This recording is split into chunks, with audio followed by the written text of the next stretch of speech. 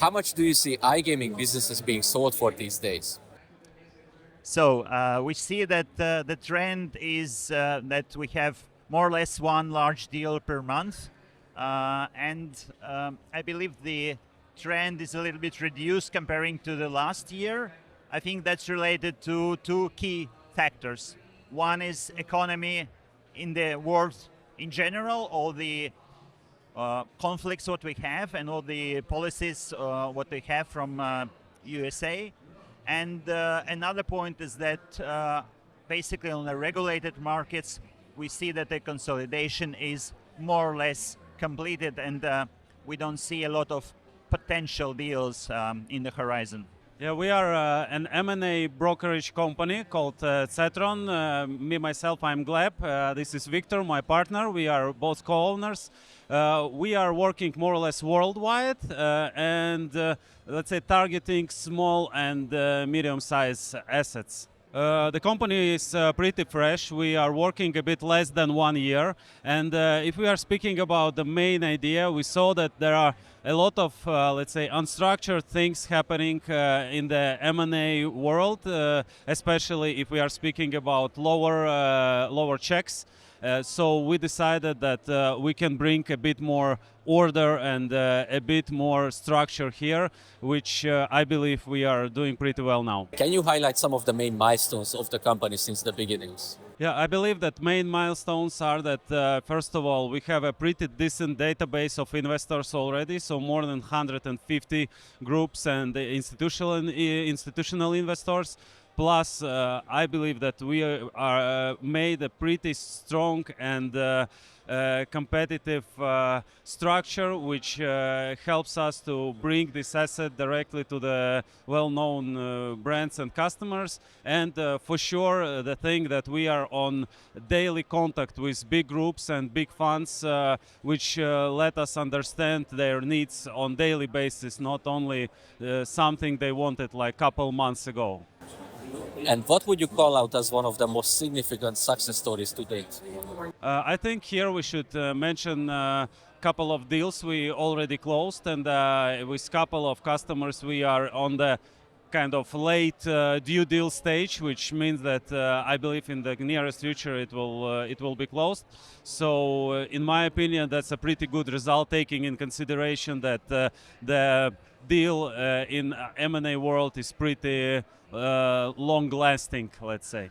How is iGaming special or different from an M&A point of view? In general, iGaming industry is pretty young. If we compare with traditional industries, which are very structured, professionalized, and investors are, in larger amount of cases, are private equity or institutional, then iGaming is industry led by, let's say, individuals who established businesses in like maybe last 10 years.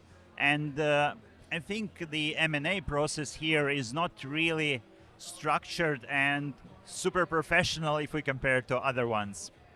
Can you explain how many deals and what size of deals you handle in a given year?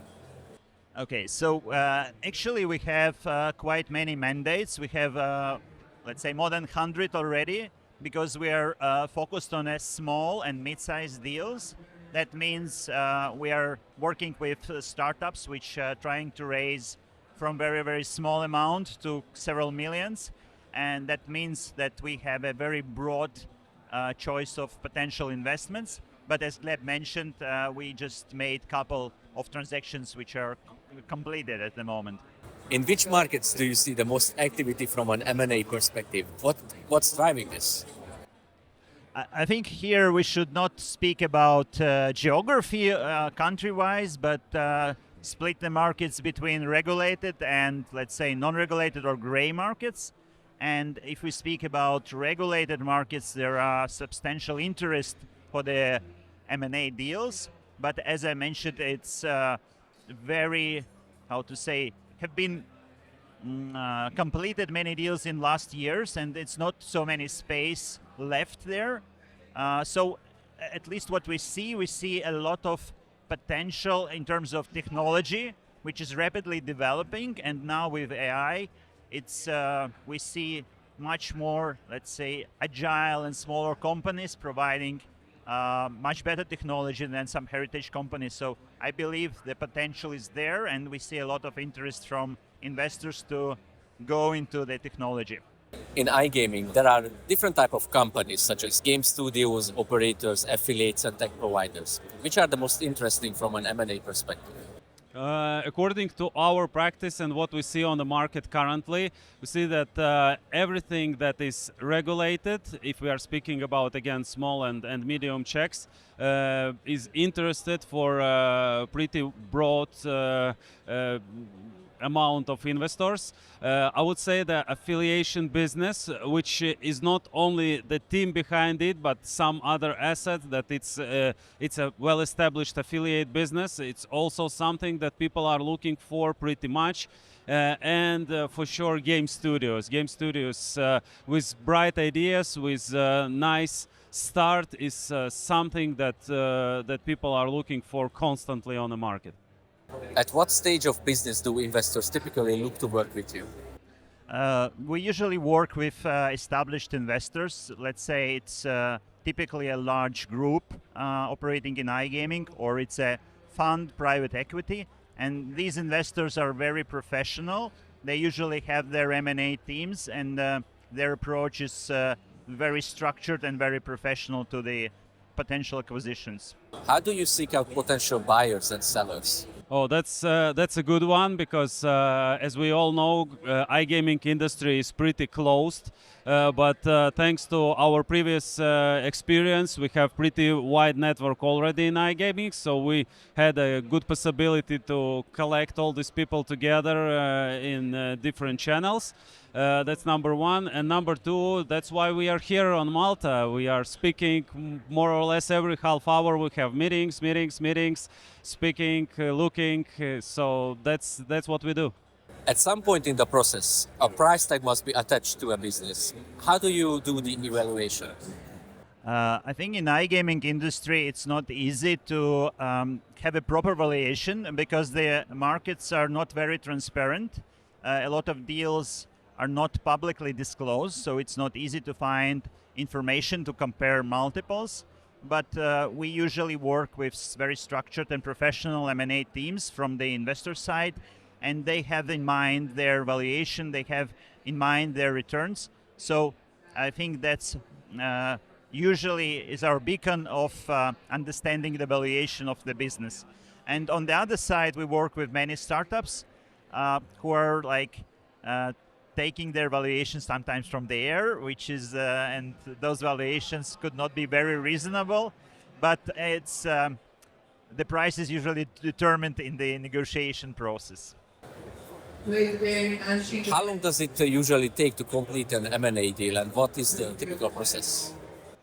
The typical M&A deal will probably take you from 3 months to a year, depending on the deal size, depending on the deal structure, and it takes, let's say, several stages from information preparation to going market to the investment or doing outreach for the investors, then negotiation process and developing a term sheet of the deal, then going into due diligence, and then going into negotiation regarding the sales and purchase agreement. So that's pretty long stages each. So each will probably take you around 1 month. So yeah, you have to count with pretty long time.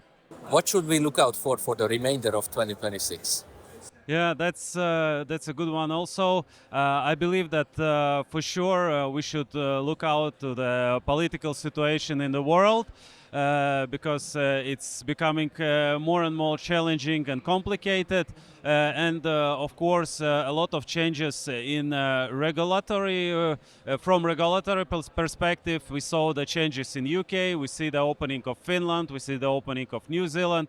There are a lot of changes on the market, and everyone should let's say look out to it, and all the time keep the hand on the pulse. But yeah, one more thing regarding the political situation. As we all know, as worse the political situation is in the world, as better iGaming industry feels. So maybe that's a good point for us. And what message do you have for those people who are looking to buy or sell an iGaming business? I think those people who want to sell, it's not a very complicated process to be prepared. You can use a lot of tools now what we have on the market to prepare information, to structure information, to prepare your pitch deck, and so on. If we speak about buyers, then I think actually both sellers and buyers I think should involve professional advisors into the process who can facilitate the deal, who can conduct the deal without emotions being involved, and I think that's very important to work with professionals in the whole process. Not speaking only about M&A advisors, but also lawyers, also proper auditors, proper technical people. Thank you very much for the interview. Thank you very much. Thank you.